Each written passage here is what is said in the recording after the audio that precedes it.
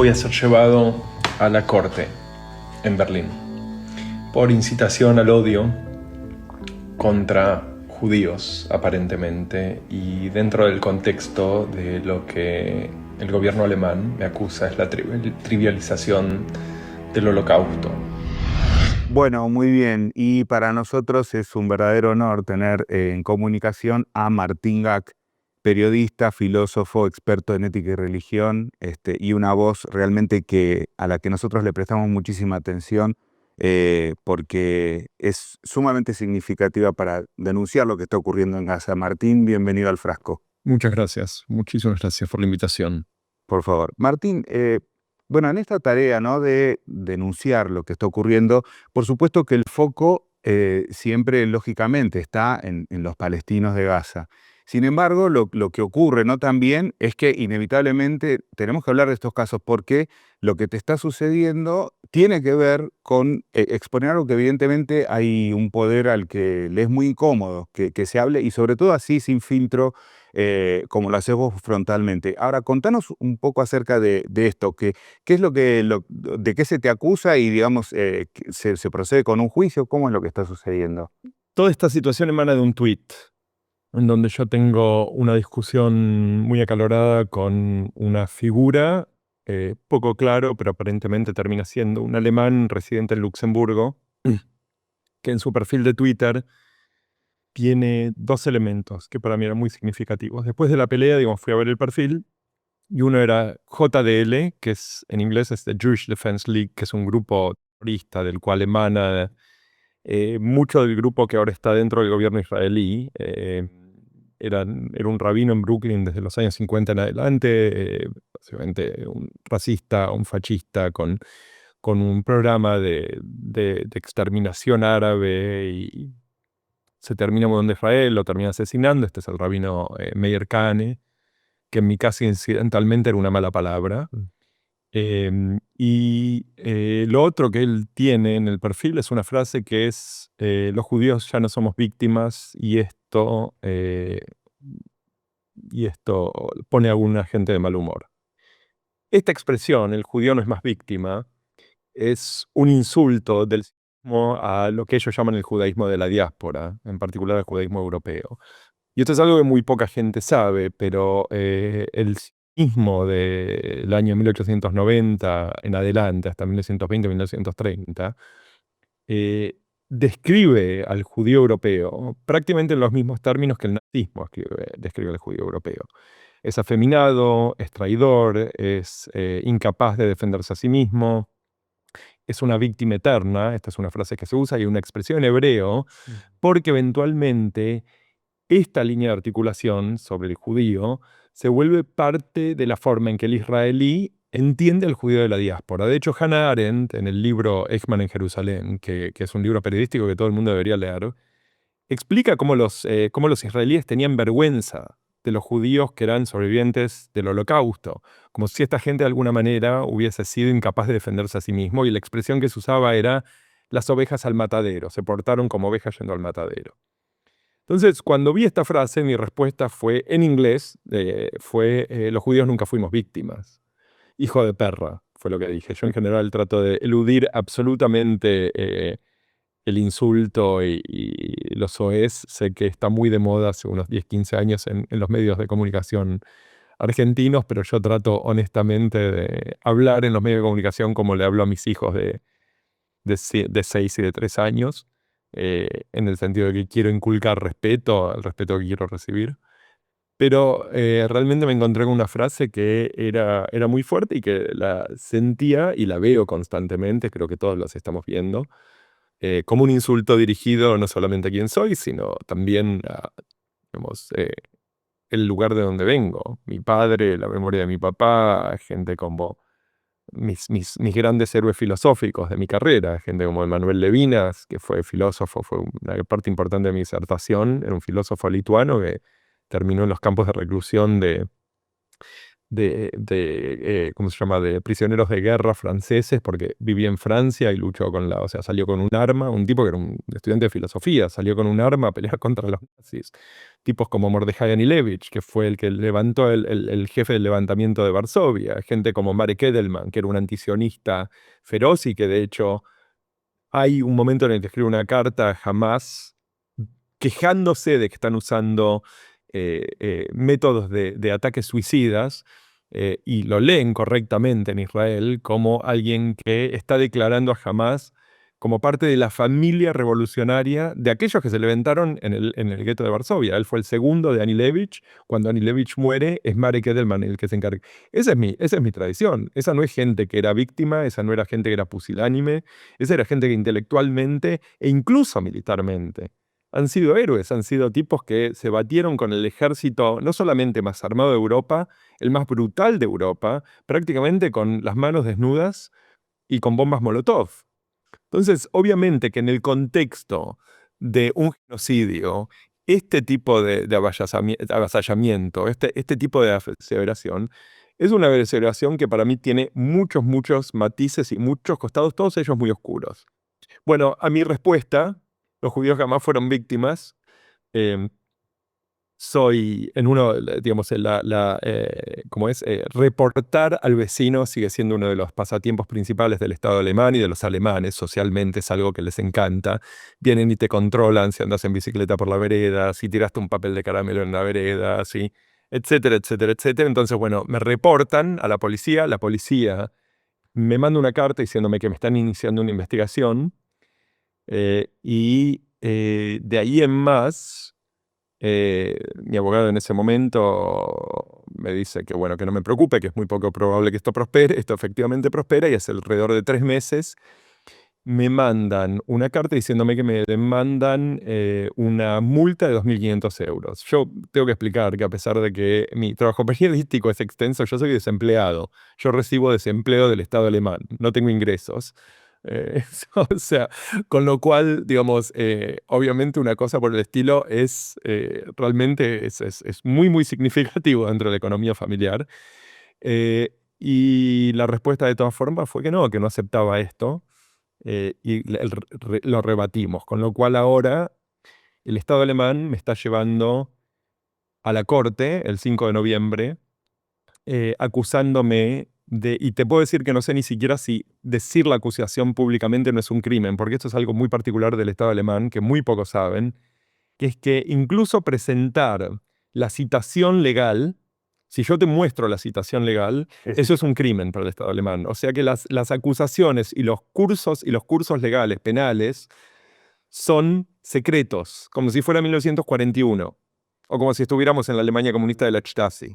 No puedes ni siquiera decirle a tu vecino por qué te están acusando. Yo estoy siendo acusado de incitación al antisemitismo y de negación del holocausto, porque obviamente si yo digo que los judíos nunca fueron víctimas y uno toma la separación, los judíos no fueron víctimas, nunca fueron víctimas, digamos, al pie de la letra, entonces evidentemente quiero decir que si nunca fueron víctimas, tampoco fueron víctimas a mitad del siglo pasado, del holocausto. Y eso es algo que solamente, digamos, la falencia neuronal dentro de un cerebro alemán puede producir. El Twitter en alemán era en inglés, o sea que tuvieron que ofrecerme una traducción del tweet al alemán, lo cual obviamente cambia completamente el sentido perlocusivo. Vos podés ver la frase, pero no podés entender, digamos, la forma. Eh, yo pasé muchísimos años en Estados Unidos, así que mi inglés básicamente soy bilingüe. Y la fuerza de la aseveración en inglés, obviamente, está totalmente claro que no es digamos, es trivialmente falso, Claro. pero obviamente que lo que estás tratando de decir lo que estás aseverando es que reconoces la acusación sobre lo que es la identidad judía. Éramos todos víctimas, éramos todos tontos, éramos todos incompetentes, todos incapaces, todos marchábamos a las cámaras de gas, hasta que vinieron los sionistas a salvarnos. Y esta es parte del problema de fondo, te prometo que esto es lo último que te voy a decir al respecto, porque sé que me estoy extendiendo, pero que es básicamente que el Estado alemán, la reconstitución y la redención moral y espiritual, diría, del Estado alemán y de la política alemana, dependen total y absolutamente del perdón judío. Pero el problema del perdón judío es que después del año 45 es muy difícil encontrarlo, porque hay muchos millones de judíos y hay muy pocos en Alemania. Israel le resuelve ese problema a Alemania. Si uno quiere pedirle perdón a los judíos, todo lo que tiene que hacer es llamar a Jerusalén. Hay una oficina en algún lugar donde hay un primer ministro y esa persona se presenta, falsamente, por supuesto, es una usurpación de título, pero se presenta como el representante digno de mí, perdón, de yo. Así está mi castellano de mí, de mi papá, de mi tío, de mi abuelo, de mi primo. Y evidentemente, en el momento que aparecen judíos en el campo social eh, alemán, obviamente la gente que está llegando acá, por ponerlo muy, muy cortito y muy claro, son los Norman Biscuit del mundo. Claro. Vamos, acá no está viniendo el judío nacionalista, el judío sionista. Habrá un par, por supuesto, pero Berlín, que es básicamente una ciudad históricamente de punks, de grafitis, de minorías sexuales y de anarquismo, no es una ciudad que está necesariamente atrayendo a gente que le gusta marchar en fila. Entonces, para el Estado alemán, encontrarse con judíos como yo, que miraban el certificado de buena conducta y los papeles de perdón eterno al alma alemana por los crímenes cometidos y le decían, discúlpame, pero yo eso no lo firmé, ese papel esto es falso. Eh, Pone no solamente en peligro un sistema de relaciones económicas, sino que pone también en peligro la posibilidad que tiene el Estado de decir, miren que ahora somos buenos. Ahora queremos a todos los judíos y todos los judíos nos quieren. Ahora, Y por eso, creo yo, en última instancia, que yo termino ahora frente a una corte alemana. ahora Martín, justamente con respecto a todo esto que vos planteás, ¿qué pasa en Alemania, no? Porque, digamos, hemos visto días atrás a Merz que se ha conmovido, ¿no? Estaba inaugurando una sinagoga, ¿no? Probablemente haya sido genuino su emoción, hablando del Holocausto y demás. Pero al mismo tiempo es la misma persona que meses atrás se jactaba de decir Israel está haciendo el trabajo sucio, ¿no? En instancias cuando fue el ataque hacia Irán. Digamos, cuesta creer, ¿no? Que por un lado haya una emoción y por otro lado una indolencia absoluta con lo que pasa en Gaza, por ejemplo. No, yo creo que Merz pertenece digamos, a cierta articulación de la identidad alemana que tiene rasgos profundamente racistas.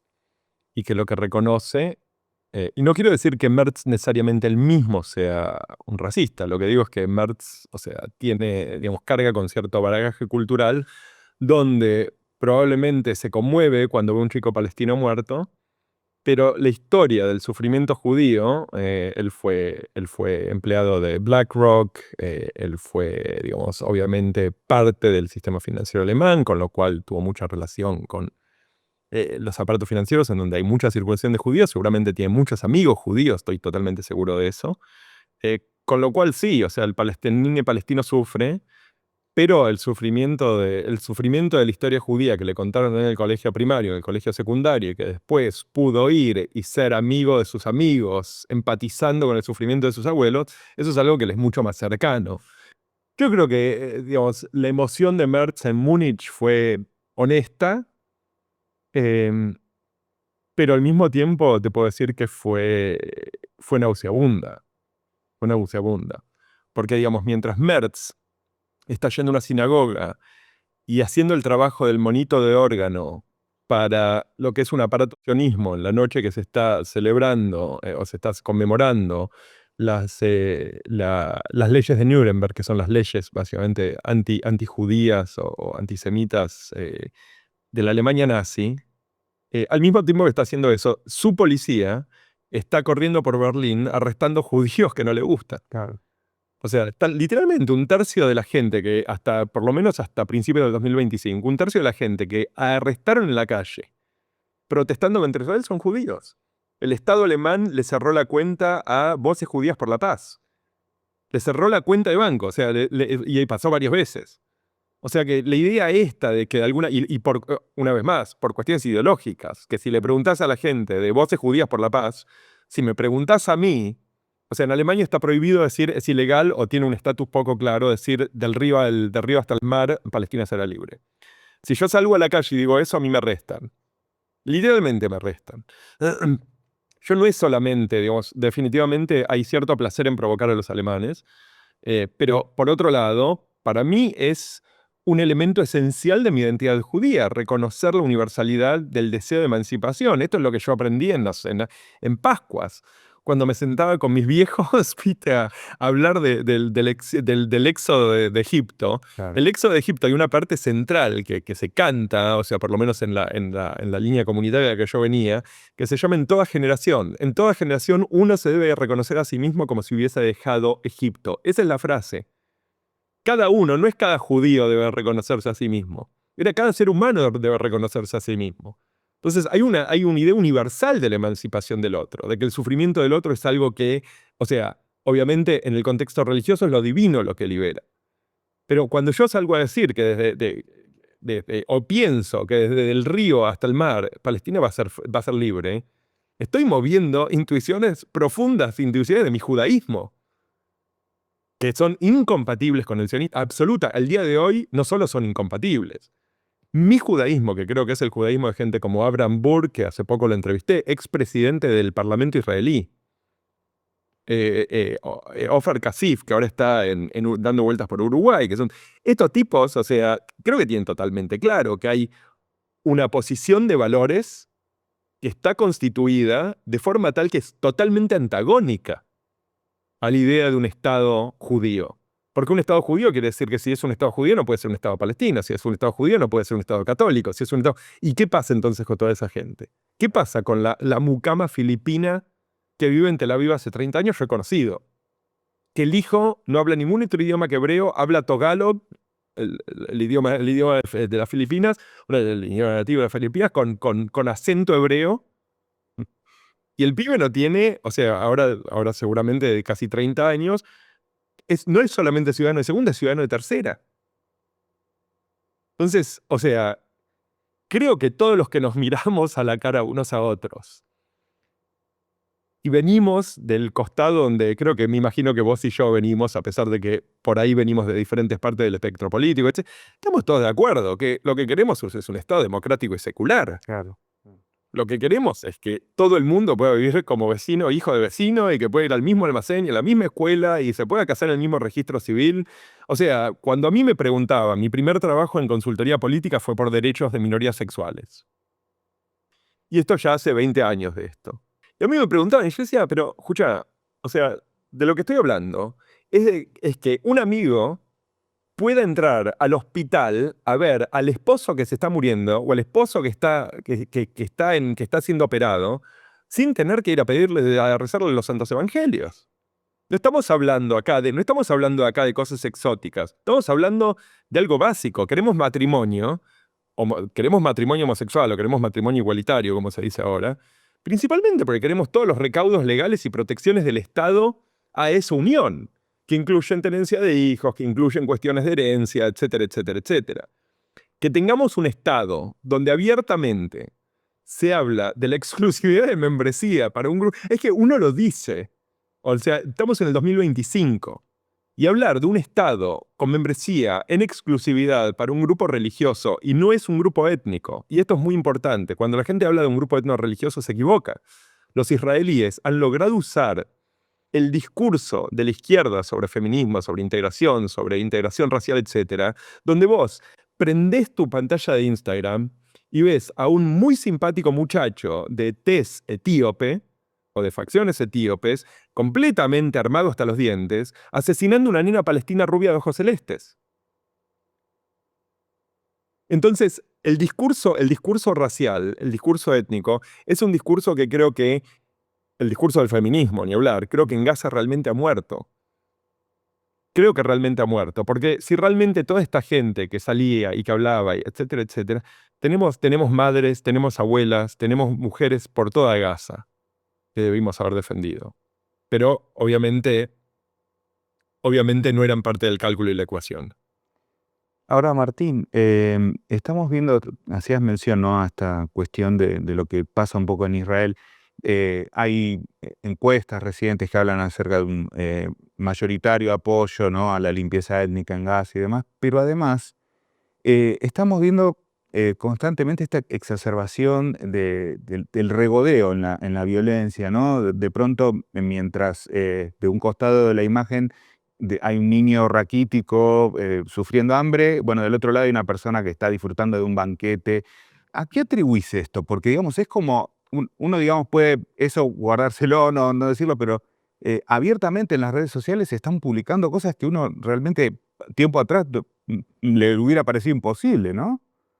Mira, yo tengo, o sea, viniendo del sistema académico, yo tengo una teoría filosófica sobre esto. Yo creo que todo el mundo tiene que salir hoy mismo y comprarse el libro de Neil Postman que se llama Divirtiéndonos a muerte, donde yo creo que hay una explicación realmente muy sistemática, muy clara, muy concisa, de cómo es que la exposición constante a ciertos tipos de narrativas no solamente las normalizan y las naturalizan, pero en muchos casos hacen viable y lo hacen lícito.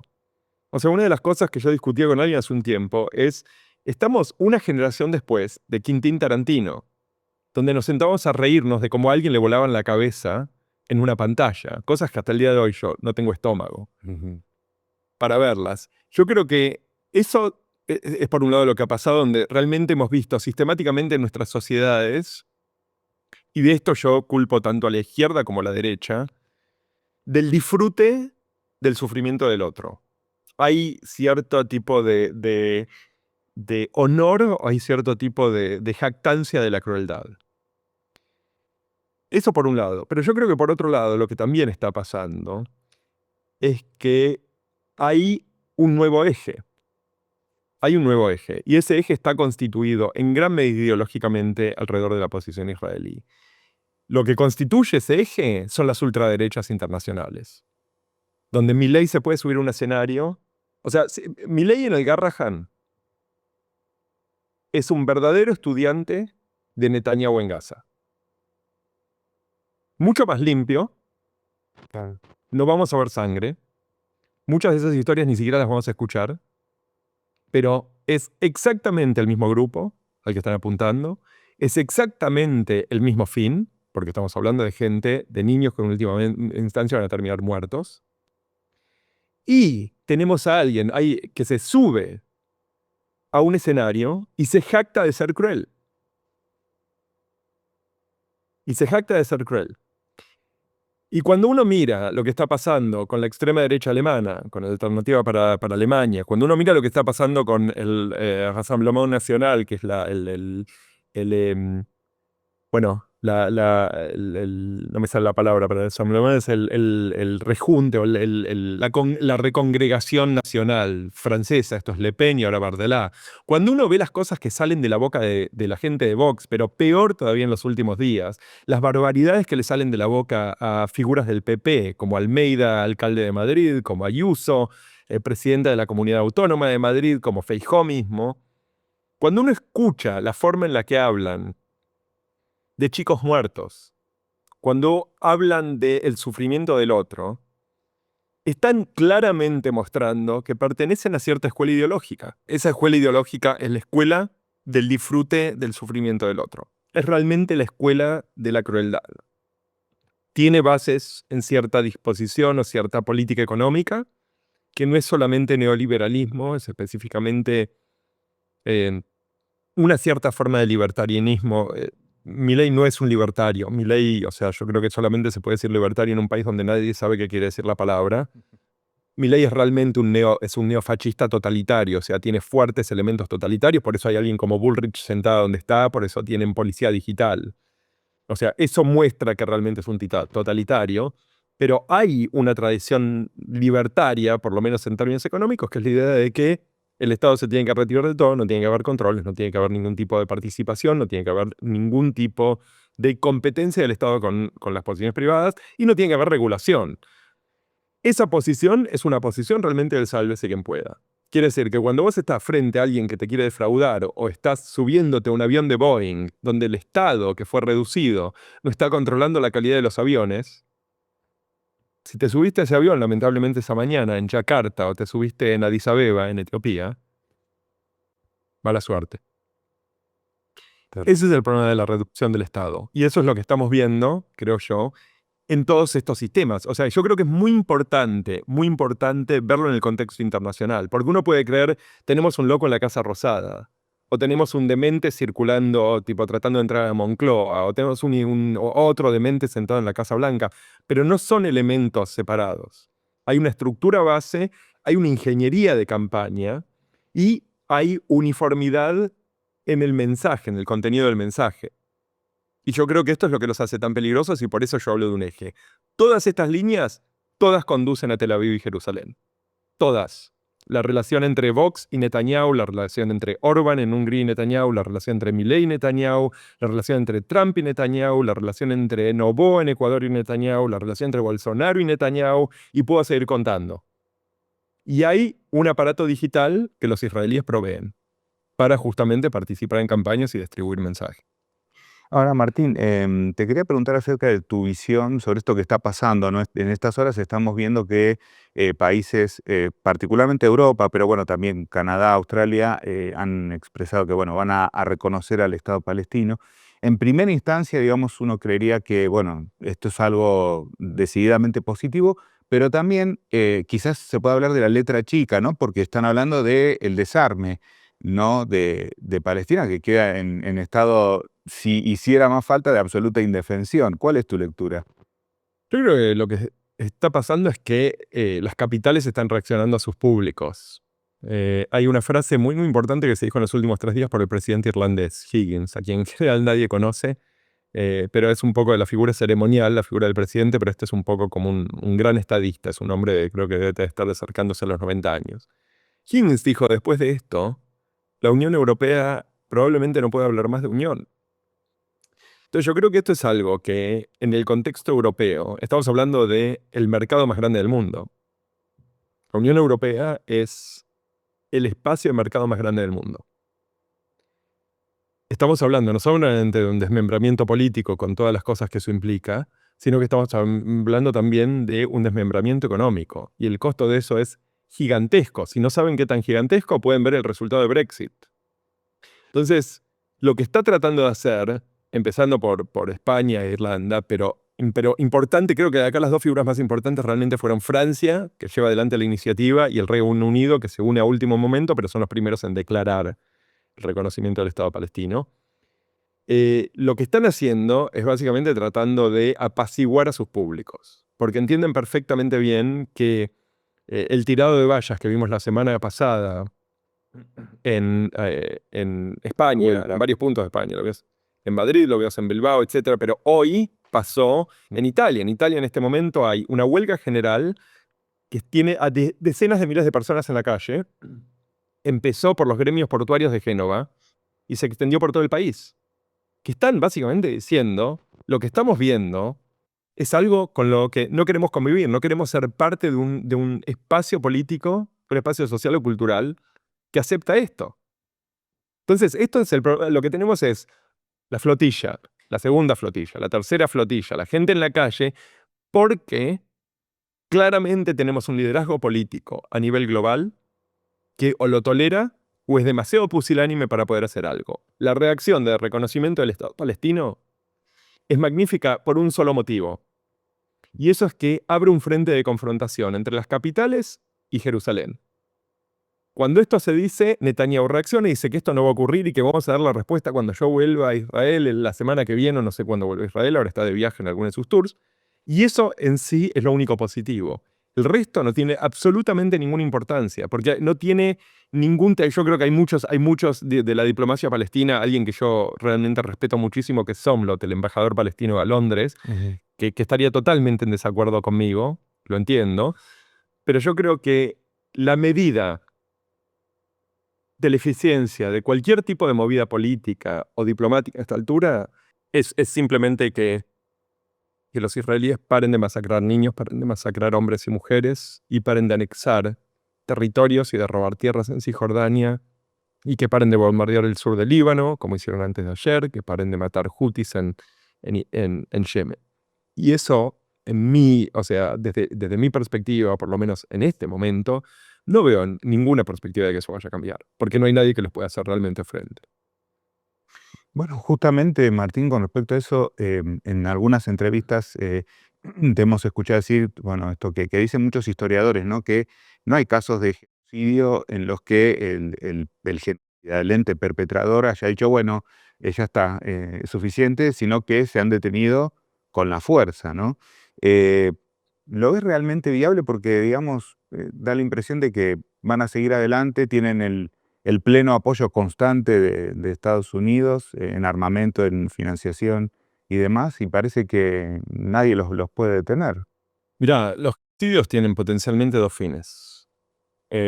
O son parados por la fuerza, o llevan adelante la exterminación total. No hay casos que yo conozca, por lo menos, de exterminación total, porque siempre hay algún punto de inflexión en donde algo ocurre. Hay una frase de Churchill que es magnífica sobre los americanos. Cuando los ingleses, los británicos le están pidiendo a los americanos, a Roosevelt, que entre a la guerra, que entre a la guerra, que entre a la guerra, que entre a la guerra, los americanos dan vueltas y dan vueltas y dan vueltas y dan vueltas. Y Churchill eventualmente produce esta frase que es: uno siempre puede contar con que los americanos hagan lo correcto después de haber probado todo el resto. Yo creo que estamos ante una situación en donde todo el mundo está tratando de ver si diciendo algo, si haciendo un poquito acá, si expresando apoyo por esto y después denunciando aquello, es suficiente para callar, yo creo que lo que es el clamor público. Se está hablando en este momento de diferentes soluciones. Una de ellas es la preservación, el principio de las Naciones Unidas, que es constitutivo de las Naciones Unidas, de preservación de la paz, que eso permitiría construir una alianza militar para, por lo menos, acercar a Gaza, traer a Gaza ayuda humanitaria y frenar el ataque contra civiles. No dependería, o no sería vulnerable un veto del Consejo de Seguridad. Pero eso quiere decir no solamente que haya gente dispuesta o que haya países dispuestos. Eso quiere decir también que tiene que haber voluntad militar, tiene que haber capacidad y tiene que haber músculo. Hay países que son capaces. Yo creo que a las dos cosas a las que es importante apuntar, tres cosas que son importantes apuntar en este sentido. Turquía tiene el segundo ejército más grande de la OTAN. Y las tensiones con Turquía siguen creciendo, principalmente porque Turquía también está envuelto en Irán. Y tienen básicamente un potencial teatro de conflicto o una línea de contacto, como se suele decir, inmediata. No están en contacto, pero es algo que puede pasar en cualquier momento. Sabemos que la semana pasada uno de los hijos de Donald Trump fue de visita a Estambul para reunirse, a Ankara para reunirse con Erdogan. Evidentemente tiene miedo de que haya una explosión. Obviamente, si hay una confrontación entre Israel y Turquía, por principio el artículo 5 de mutua defensa, que dice que si un país ataca a cualquier país de la OTAN, otros miembros tienen que entrar en el conflicto del lado del miembro de la OTAN que ha sido atacado. Pero eso querría decir básicamente que si Israel ataca a Turquía, entonces Estados Unidos y Alemania tendrían que entrar a la guerra y atacar a Israel, lo cual creo que todo el mundo entiende que sería prácticamente imposible. Pero, lo que sí se entiende es que si Israel ataca a Turquía y no hay una reacción, ese es efectivamente el final de la OTAN. Claro. Digamos, si la OTAN no funciona como un tratado de mutua defensa, entonces no quiere decir absolutamente nada. Lo otro que hay que tener en cuenta es que Irán ha mostrado que las defensas israelíes son endebles y completamente penetrables. No solamente lograron degradarlos a punto tal que los israelíes no pudieron terminar su propio negocio. Tuvieron que llamar a papá a Washington para que viniera básicamente a aplastar a los iraníes.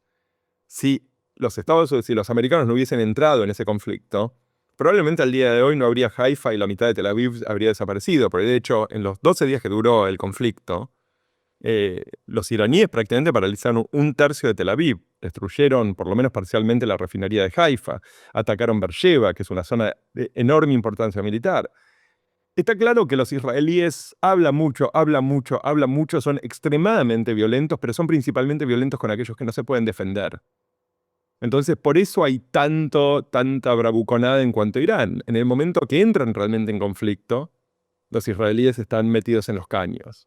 Eso por ahí un segundo. Y el tercer punto, y creo que por ahí es el más significativo, es que uno está todo el tiempo preguntándose sobre la capacidad militar de Irán y la capacidad militar de Turquía y los grandes aparatos.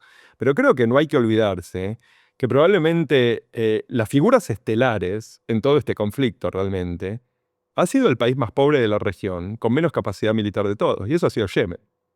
¿Quién hubiese pensado que los Houthis, que son básicamente un grupo rebelde que estuvo tratando de arrancarle Yemen a los saudíes, que tienen básicamente el dominio sobre lo que ahora es el gobierno en exilio, serían capaces y tendrían las agallas y tendrían el honor y la caballerosidad de enfrentarse a los israelíes? Los israelíes hace 2 semanas, no sé si esto es de público conocimiento en Argentina, pero los israelíes en una de las represalias atacaron 2 editoriales y asesinaron en un solo día entre 12 y 15 periodistas, entre ellos al hijo de 3 años de uno de los periodistas que murió ahí adentro.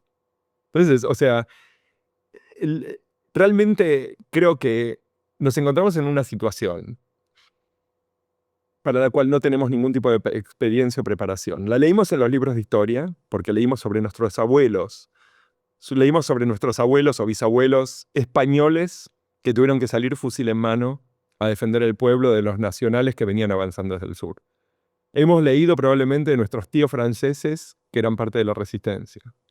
O leímos sobre el primo de nuestro abuelo italiano que se estaba batiendo como partisano en algún lugar de Italia. Todo eso lo leímos.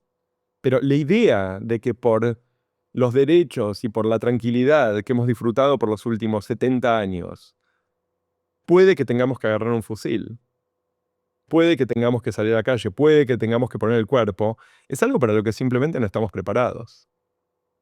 No estamos preparados. Y la pregunta es, en el momento que la decisión tiene que ser tomada entre avanzar sobre este tipo de posibilidad y quedarse en tu casa, calladito, viendo videos de gatitos con el que le tienen miedo al pepino eh, en TikTok, una población es bastante difícil de empujar hacia un conflicto bélico. Es bastante difícil de empujar hacia un conflicto bélico. Entonces yo creo que por ese lado, realmente el estado de situación es un estado de situación honestamente límite. Realmente creo que es una situación límite, porque creo que lo que no se está viendo, y esto es un poco el contexto un poco más amplio, es que hay 3 bandas alrededor del centro del conflicto, que es Israel, que todas podrían eventualmente tomar cartas en el asunto. Uno de ellos es, por ejemplo, Pakistán. Pakistán expresó apoyo y de hecho le dio armamento a Irán. Pakistán es una nación atómica, es una nación con armamento atómico. Si Irán entrase en conflicto, la frontera sur de Irán, que es India, básicamente ella un punto de conflicto en la zona de Kashmir. India está regido por parte del eje mileísta, trampista, etcétera, a pesar de que la relación ahora con la Casa Blanca no es particularmente buena, pero ideológicamente se mueven en este espacio. Y, o sea, han atacado posiciones de Pakistán, han asesinado gente, han bombardeado Kashmir en los últimos 6 meses.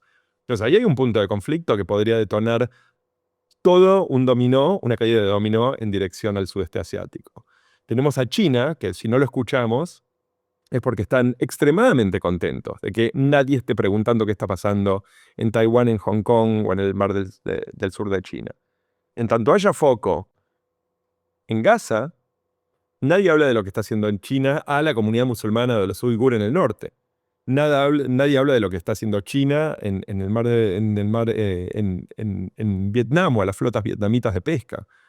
Y lo mismo con Rusia, evidentemente. Y acá también es un elemento que es importante en este extraño rompecabezas, es que la relación de Moscú con Jerusalén son muy, muy estrechas. Y esto es algo que a mucha gente le escapa. Piensa, no, Netanyahu es de la derecha y de alguna manera siento algún tipo de inclinación a respetar la posición rusa. No, de hecho, o sea, no solo ideológicamente están perfectamente alineados, sino que hay abierta colaboración.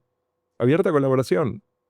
Porque, o sea, hay una enorme población rusa en Israel y esa población rusa tiene fuerte afinidad y mucha de esa gente está en el aparato político. Entonces, estos juegos, estas bandas hacen que, y entre paréntesis, lo que hay detrás de bambalinas, lo que encuadra todo esto, es una Casa Blanca que está básicamente regida por un psicópata o por un chico de 5 años. Hay un intercambio hace 2 días que fue notable, en donde Trump, si no me equivoco, ya en Fuerza Aérea 1, camino de vuelta a Estados Unidos desde Londres, eh, le pregunta a un periodista australiano si le parece razonable estar envuelto en tantos negocios mientras es jefe de Estado. Y la respuesta de Trump es: la semana que viene me tengo que reunir con el primer ministro australiano. Esto le puede causar serios problemas al primer ministro australiano y a la economía australiana. O sea, hablándole a un periodista de una cadena de televisión. Horrible. Estamos hablando de un chico de 5 Sí, años. sí. Esa falta de mano firme y de una figura que pueda recibir, por lo menos, pueda comandar autoridad, pero además pueda ser beneficiario de la confianza cuando se empiezan a hacer los cálculos geoestratégicos en un teatro de conflicto, eh, hace de una situación difícil una situación potencialmente catastrófica. Y acá vemos el total colapso y la absoluta incompetencia de la Casa Blanca en Ucrania. O sea, Ucrania es el símbolo más perfecto de qué es lo que pasa cuando no hay ningún tipo de competencia en cuestiones de geopolítica y diplomacia.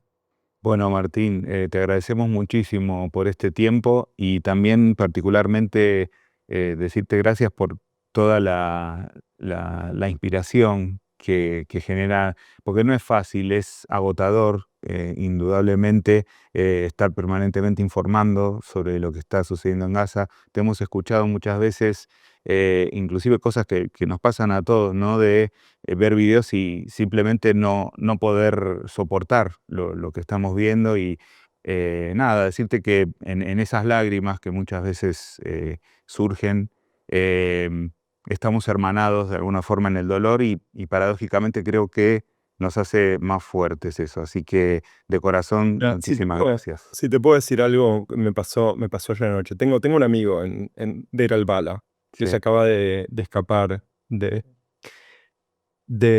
Sheikh Radwan en el norte, en la ciudad de Gaza, con el hijo de 6 semanas o 8 semanas, Ali, y Adam, que tiene 4 años, es la edad de mi hijo más chico. Y hablamos muy, muy seguido. Realmente para mí, digamos, se ha generado una amistad muy, muy fuerte.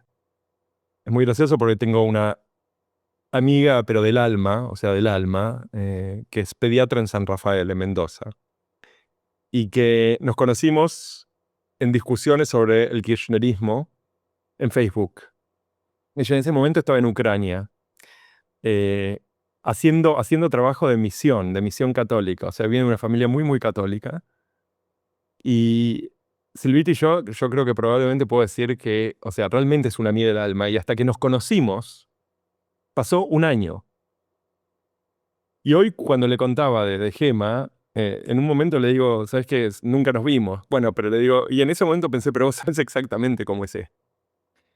Ayer Gema se enteró por medio de una de las personas que medio que estamos en el grupo, que estamos tratando de sacarlo de Gaza, él y a la familia, qué es lo que me estaba pasando con la corte en Alemania. Y me escribí inmediatamente. Y me dijo, lamento mucho por lo que estás pasando. Realmente lamento mucho por lo que estás pasando. Es un honor para mí llamarte mi amigo, me dijo. Y te juro, o sea, tengo que ahora medio contener las lágrimas, pero te juro que me senté acá y me puse a llorar. O sea, sentí que realmente hay momentos en donde yo creo que de todo el horror, o quizás por todo el horror, es que la nobleza humana brilla con tanta potencia.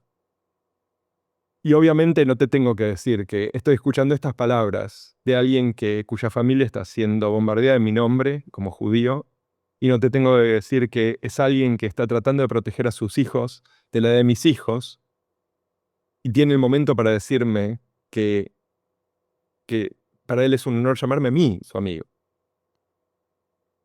Y hay algo en eso que para mí, no sé, excede aquello de lo que puedo hablar. Y es el contrapeso, es un contrapeso con la misma ferocidad, si la palabra ferocidad es correcta para hablar de algo tan magnífico, pero con la misma ferocidad que los horrores que he visto. Martín, muchísimas gracias, en el corazón. Te mando un abrazo enorme. Espero que en algún momento podamos tomar un café. Con muchísimo gusto. Un abrazo grande. Gracias. Un abrazo. El Frasco.